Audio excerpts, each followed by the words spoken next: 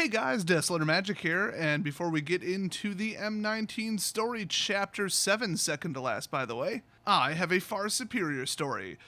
We drove for like an hour to go to this thing today, and when we were there, we saw somebody who had a Shiba Inu puppy. That's the Japanese dog behind the Doge meme. And then when we came back, I was walking around in my actual city playing Pokemon Go, and I saw another Shiba Inu. 2 Shibas in one day. Does anybody know the number for Paranormal Scholar? Because, like, this is supernatural levels of Shiba. I feel like it's more the Boo Reviews territory. Anyway, back in this vastly inferior to the story I just told story, on our last episode of whatever plane we're on, I legit forgot.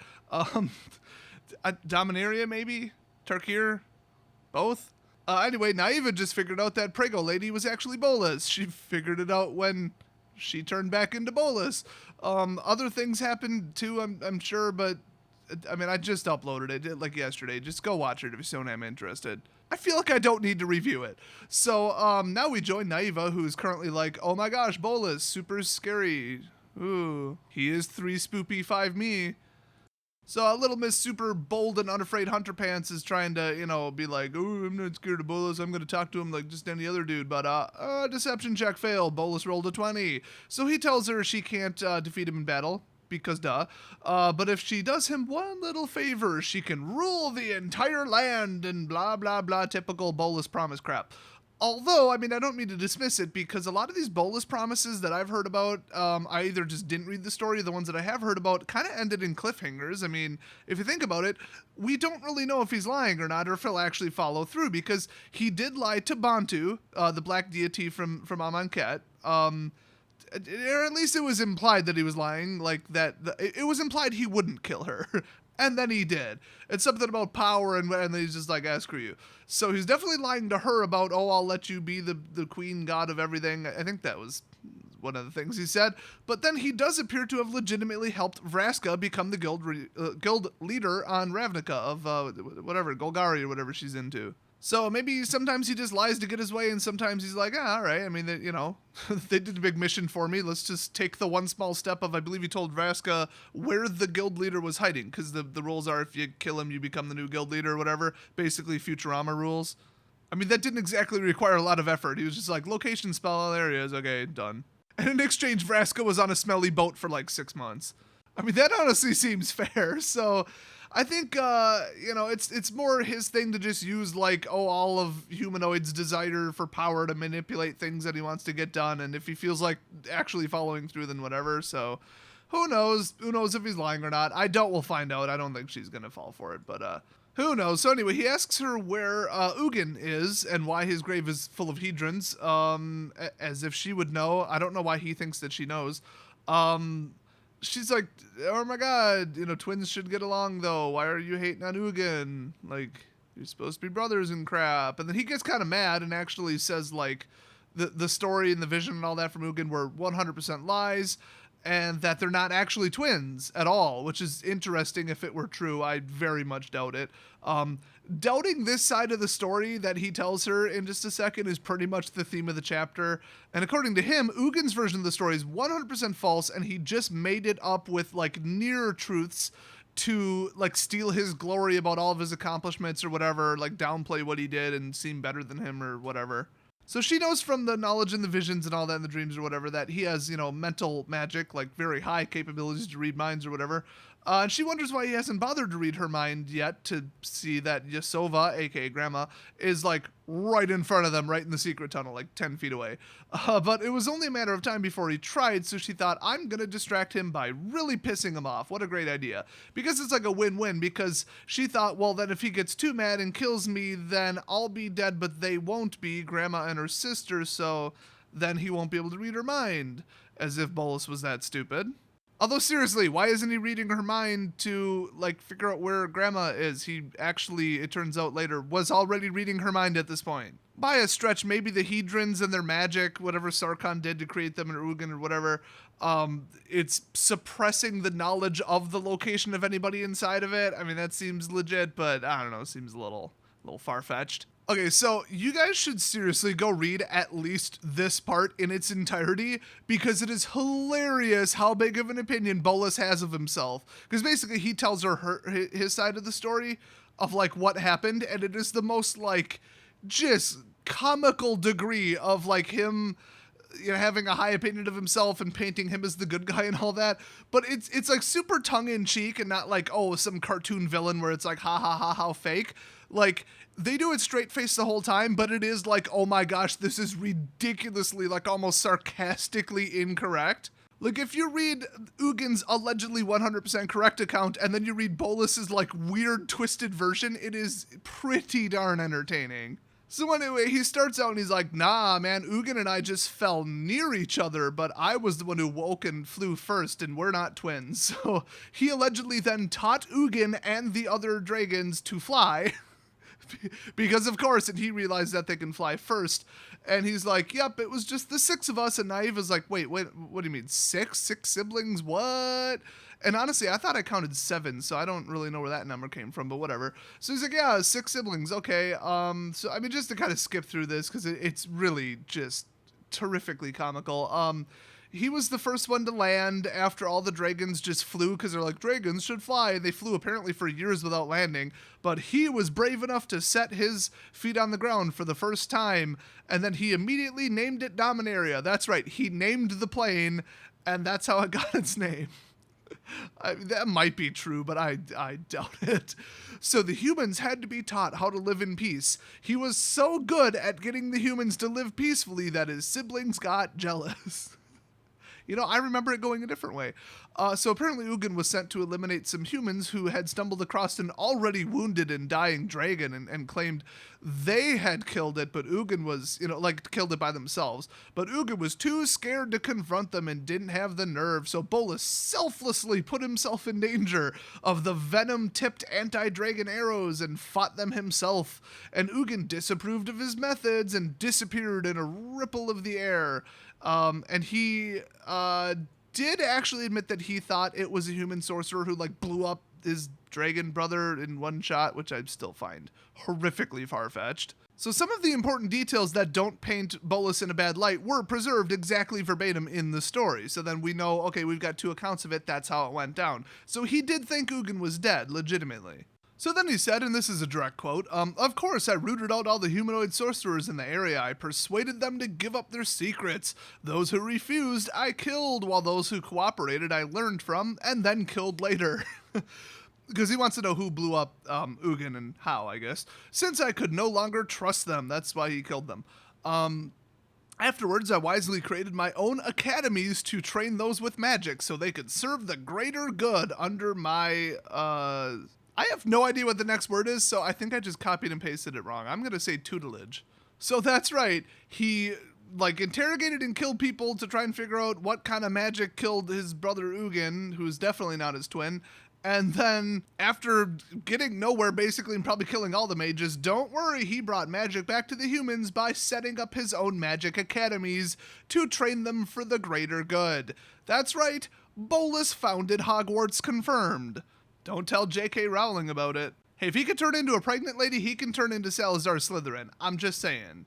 Shared universe, 100% confirmed. By the way, do you know the sheer number of players they would pick up if they went to another plane and the plane was basically Earth? Basically pull a Battlestar Galactica? And then that plane was like the world of, you know, Harry Potter, their series. So, yeah. Like, make Dumbledore a planeswalker. I mean, that would just sell some damn cards. It would be cheesy and desperate, but I mean, I'd buy it. So, of course, after he set up Hogwarts for the good of humanity, his siblings were jealous of his success, and he wanted peace with them because live and let live. No, seriously, he actually said that. Like, no joke, word for word in the story. So he had no choice but to protect his people when his siblings came attacking with their dragon powers in their armies. So he gives actually a fairly accurate account of Ugin's return and, you know, breaking up the battle and going on the tour and arguing and all that. So he tried to explain everything that Ugin was, like, really super jealous, and then he left. He just stormed off. He's like, oh, whatever. Like, all your accomplishments for world peace are crap. You suck. And then he just disappears again. So in his version, though, And I have no reason to disbelieve this. He was so mad over Ugin leaving again that it awoke his Planeswalker spark immediately. So he then became a Planeswalker too. And actually, in his version, Ugin never became a Planeswalker. He actually was hiding. Like, he just made himself disappear or whatever. So he claims, Nicol Bolas claims that he was the first ever Planeswalker because he never found back in that day any other being that could planeswalk. Like he went around through the planes and nope, he was the first. So yeah, he said Ugin wasn't actually a planeswalker. He was lying about the magic that he had heard from not Taijin, that's the other guy. Like that one monk person, they were like, "Oh, there's other planes and people can travel between them and I'm an interplanar seer." Woo. So Ugin wanted to learn the magic, I guess, which is obviously not how it works, to become a planeswalker and travel between planes, and he wasn't good enough, I guess, and Bolas was the first one to figure it out or whatever, even though everybody knows that's not how planeswalker sparks work. So he returned to Dominaria looking for Ugin and found that there was sort of peace, but the whole plane was kind of blown to crap due to the Dragon Wars, which obviously did occur, but they occurred while Bolas was there, and it was mostly his fault. He kind of started it, but back in reality. So only a few of the Elder Dragons were left. It's most of the ones that we know the names of. So he ended up arguing with Arcades, then putting the idea to distrust him in his people's minds just to like screw with them and hope they'd like overthrow him eventually, and then he left. And it even said he didn't really care if it would work. He's like, maybe it'll take root, maybe it won't. I just like screwing with Arcades. He just thought it was like something to do, I guess. So he ends up in this mirror pool place, you know, the perfectly calm water with the reflection and whatever and all the bubbles. And I guess I thought the bubbles were memories and it wasn't real, but then they're saying it's like a real place, but then it's not the interplanar space because that's called something else. And it's the meditation realm, which I thought Vraska showed up to, but that doesn't make any sense. You know, this whole mirror meditation crap, they lost me a long time ago. So I'm just going to realize I don't know what the hell's going on and move on. So anyway, yeah, he's just there chilling, you know, because, you know, he's the interplanar holiday, and I guess, and he meets Ugin there. Whoa, what a shock. So Ugin learned how to be a planeswalker too, and then met him there, I guess. Like inadvertently. So apparently Ugin attacked completely unprovoked against Bolas, and he had to defend himself.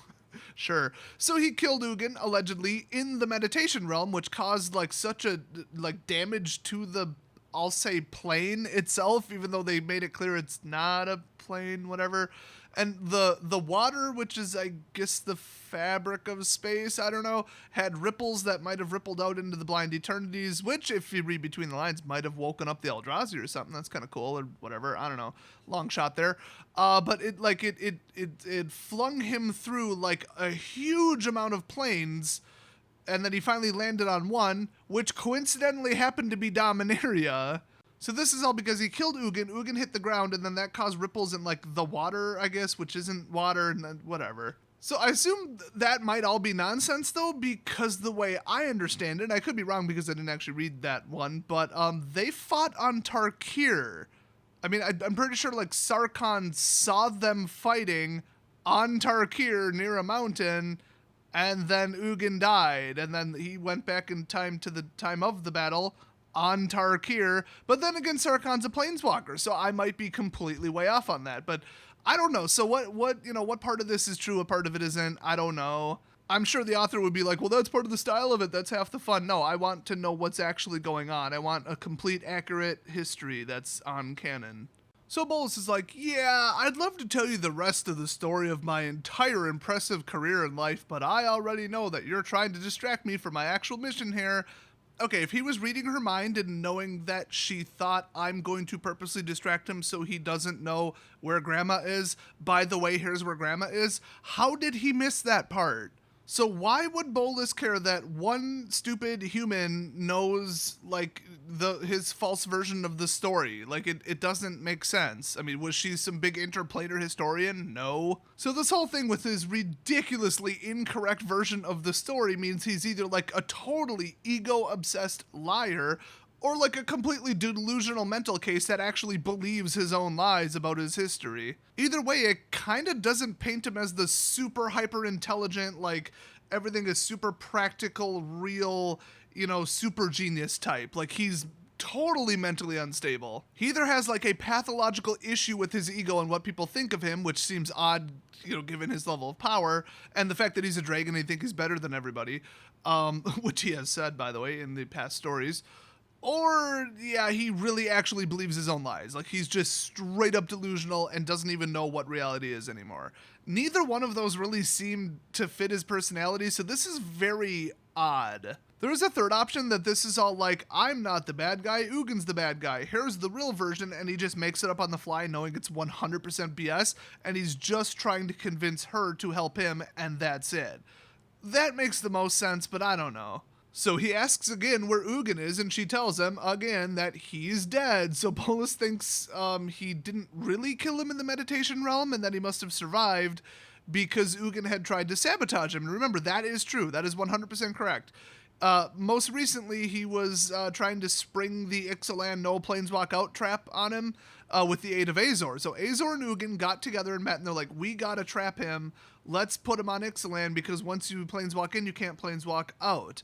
And then I think Azor built like the trap, the no planeswalking trap, because he built a no planeswalking in magic device or spell or whatever on Ravnica. So he used a different version of the spell, and then Ugin was going to fool Nicol Bolas into showing up there, which strongly implies he's still alive. So, this is interesting. I mean, where this is going. I do wonder what Ugin's fate was. Well, and how he's able to communicate if he's not really like a spirit, ghost, whatever. Like, I don't get what the point is. I mean, he could just show up and tell them in person what to do instead of communicating through the wind people or whatever. Now, here's the interesting part. This is like the anachronism of the century here, unless I'm misinterpreting things, which is very likely. I thought this entire M19 story was all taking place a very, very long time before the events of Ixalan, like thousands of years removed. So I guess not, because he mentions to Naiva right now in the story that Ugin and basically Azor tried to sabotage his plan by trapping him on Ixalan. I mean, straight up, that has already occurred, which was, 2 weeks before the Dominaria storyline? 1 week? Something like that? It was during it, actually. So he's on Tarkir right now talking to Naiva, trying to figure out what's going on with Ugin, I guess, because he doesn't want Ugin screwing up whatever plan he had on Ravnica, which is where we're going next. So I really don't have a good grasp at all on the chronological sequence of events from this whole, last 3 years worth of magic. But whatever, it involved time travel, so I'm not even going to try to figure it out. So anyway, she says, dude, seriously, he's legit dead as far as I know. His bones are directly under these hedrons. Why don't you just use some magic? Like, she insinuates this. Why don't you use your magic to see through it and verify that his bones are there and that he's dead? And he gets, super pissed off because I guess, he knows that he can't do that. They're, super shielded or something. So he goes off on how, the others consider her expendable because he gets really pissed. So he's like, oh, you suck. Everybody thinks you're worthless and your grandma only cares about your twin because she has magic and you don't. You're just a nuisance and your only job is to guard her because she's more important. And she had thought that, so she says, oh, I'm a hunter, I'm well respected, I'm so much better than her, she's weak. And he literally says, hunter, everybody's a hunter, which is funny because on the plane pretty much everybody is a hunter, but your sister is a shaman. Ooh, good for her. So he used his oldest mental magic tricks to tell her that she was better off without her sister and all this, oh, let's find some evil within her mind and bring it up as thoughts and, all that crap that he tried to do on Dominaria back in the day. So he makes her start thinking about, oh yeah, you'd be way better off without your sister holding you back and you're wasting your time guarding her and you could be the greatest hunter ever and the leader of your tribe. So for a moment it works, but because, obviously she had sometimes felt a heavy amount of resentment against the special treatment of Baisha just because she has magic and the danger and liability that she brought to her party if she was ever discovered, because Atarka ain't having that. So she's basically thinking, well, what if I don't help you? And he tells her he'll destroy the entire plane of Tarkir. Now, whether or not he can do that is interesting. I feel like maybe he couldn't, but he knows some pretty good magic. But to destroy an entire plane, collapse the plane into nothing, which is heavily what he's implying, wow. I mean, that would take some magic. But then again, the storyline from Conflux. So, I mean, I don't know. He's kind of dicked around with those power levels before. But yeah, he explains, I'll have to destroy the entire plane because it's the only way to make absolutely sure that Ugin, is dead, stays dead, whatever, which doesn't really make sense if he thinks he's not there, and then wouldn't Ugin escape? I don't know, it doesn't really add up to me, but he says, yeah, Ugin really likes Tarkir, that's reason number one, and then two, it would prevent him from ever being reborn there if he's not actually alive, but his spirit's, all sending messages and crap. So either way, it's, it's the safety, just precaution thing. But hey, if she helps him, he'll eliminate all the Dragon Lords and competing clans, and it'll become the 24/7 Naiva is the greatest hunter ever plane, where she rules everything. Yay! Now, if you didn't catch it, Naiva really doesn't like Atarka, so that would be quite convenient. So once again, he tells her, hey, I just want to know where your grandma is, Yasova. There really must be some pretty heavy shielding on those Hedrons. She's literally 10 feet away. But anyway, Naiva starts believing this nonsense because she's an arrogant bitch, and she's like, she's hiding nearby, And so he asks specifically where. She remembers that she has a massive crush on Taijin, or Taijin, whatever it is, Taibo, I don't know. And he'd be pissed when he finds out that she turned in her own grandmother to Bolas just because. Oh, that hot, shirtless, muscular guy won't like it. I better rethink this. Told you, Harry Potter crossover. Ooh, the magic of love is the most powerful magic of all. It can help resist Bolas's mental whatever. But yeah, she pretty much just goes back on it. I mean, after Bolas pulls the old, I don't want to hurt Yasova, I just want to talk to her, about Ugin. She's like, okay, all right. So she uncovers the secret tunnel, and she's like, yeah, they're in there. And she sees Baisha and Grandma, they're, together, and, the way they're sitting and holding hands, she's like, oh, she loves Baisha more than me, yeah, all the crap that Bolas put in her head, and that she honestly felt anyway. And so she just gets super pissed off all of a sudden, and I can't be exactly sure what happened because they aren't perfectly clear, and I think that's on purpose to give a pseudo fake, oh, you thought that's what we meant kind of ending. So I'll just let you decide. The exact ending is, and I quote, she pressed the blade against Baisha's vulnerable throat. Well, I mean, pressing the blade, you might still be like, oh, I nicked her a little bit, but oh, I changed my mind, and I will say, okay, chapter 7 ends here, but the intro summary thing, the little, two-liner for chapter 8 is, Yasova and the twins, plural, hear the end of Ugin's version of history and risk defying Nicol Bolas himself. So maybe Baisha survives and doesn't get stabbed in the throat, or maybe that occurred before, because remember, this whole time that she was talking with Bolas and heard his story, they were still asleep in the tunnel listening to Ugin's, memories via the dream or whatever. So I don't know, maybe chapter 8 could end with the ending of chapter 7. It would kind of sync up, but the way that's phrased, where it says Yasova and the twins hear the end of Ugin's version of the history and risk defying Nicol Bolas himself, I don't know, maybe she climbs in and sleeps and turbo dreams the rest of it along with the rest of them, and then Bolas pulls them out and then she doesn't really stab her, or I don't know. It really could be anything at this point. So I guess we'll find out. I can't wait to find out if, Bolas finds out if Ugin is resurrected or still there, or a ghost, or he left, or it's all an illusion. It could be anything at this point. And honestly, what I don't get is, and this undercuts the entire story, how the hell would Yasova even know Ugin's fate? They barely even know why they're there. They're just like, the wind people told us to go to Ugin's grave. And then, oh, it looks like Ugin's trying to tell us something. That is the extent of what they know about Ugin. So unless Granny's hiding something, which I feel would make the entire trip unnecessary because she would already know about Ugin and what he wants and what his fate was or whatever, I don't get it. Maybe Bolas is mistaken in thinking that Yasova knows more than she does. I don't know. As far as they know, they all think Ugin's dead too. They're literally like, let's go to his grave because maybe some kind of Ugin ghost can communicate. I don't know. I thought he was dead. That's not very productive and doesn't really tell Bolas anything. So this is going to get odd, but yeah, chapter 8 is the very last one in the M19 storyline. So yeah, this is going to get really interesting. So chapter 8 is the very last one in the M19 storyline, except for Vivian. They tacked on 3 chapters of her in the end, but has nothing to do with this, I guess. Takes place on Ixalan, by the way. So I guess we'll find out what happens in the conclusion, I guess, to this particular story thread in the next chapter. So definitely hit that subscribe button if you don't want to miss it. Thanks for watching this one, and I'll see you guys next video.